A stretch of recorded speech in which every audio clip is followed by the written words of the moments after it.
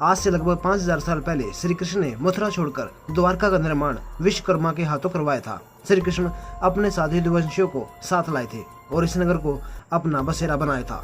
द्वारका श्री कृष्ण की कर्म भूमि मानी जाती है, जिस पर उन्होंने 36 वर्षों तक शासन किया। जब श्री कृष्ण ने अपने मामा कंस का वध कर दिया तो कंस के ससुर जरासंध ने भी कृष्ण और यदुवंशियों का खात्मा करने की कसम खाई थी। इसके लिए वह आए दिन मथुरा पर आक्रमण करता रहता था।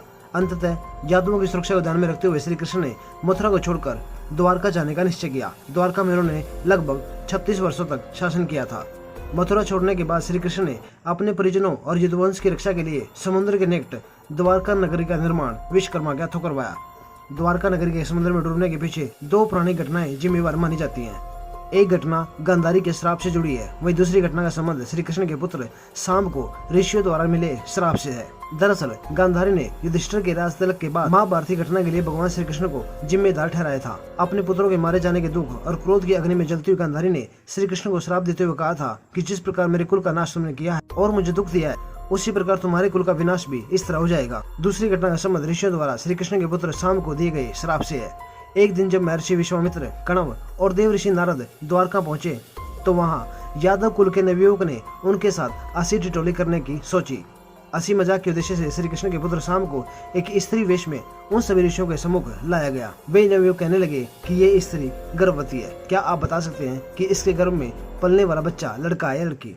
ऋषियों ने नवयुवकों को ऐसी बातें करते देखा तो उन्हें अपना अपमान महसूस हुआ। वे अपने इस अपमान को सहन नहीं कर पाए और उन्होंने श्री कृष्ण के पुत्र को श्राप दे डाला। कृष्ण का यह पुत्र वृष्णि और आदिकवंशी पुरुषों का विनाश करने के लिए लोह से निर्मित मूसल को उत्पन्न करेगा।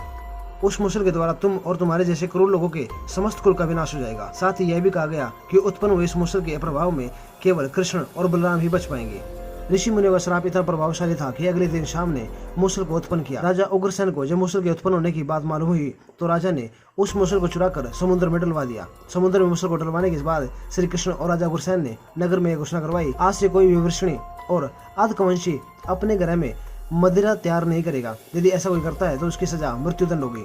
इस ऐलान के बाद सभी द्वारका वासियों ने मदिरा को घर पर नहीं बनाने का प्रण लिया। समय बीतता गया और द्वारका में अब शकुन बढ़ते चले गए। रोज तेज आंधी चलने लगी। नगर में चूहों की संख्या इतनी बढ़ने लगी थी कि द्वारका में लोगों से ज्यादा चूहे हो गए थे। अजीबोगरीब भयंकर घटनाएं होने लगी। उन्हें देखते हुए श्री कृष्ण को लगने लगा कि अब गांधारी का श्राप सत्य होने का समय आ गया है। एक दिन अंधक और वृष्णि के बीच किसी बात पर बहस हो गई। उपहास और अनादर इतना अधिक बढ़ गया कि दोनों ने एक दूसरे पर हमला करना और वध करना शुरू कर दिया, जिसके अगले दिन वासुदेव जी ने भी प्राण त्याग दिए। अर्जुन वहां से स्त्रियों और बच्चों को हस्तिनापुर ले गए और द्वारका नगरी समुद्र में डूब गई।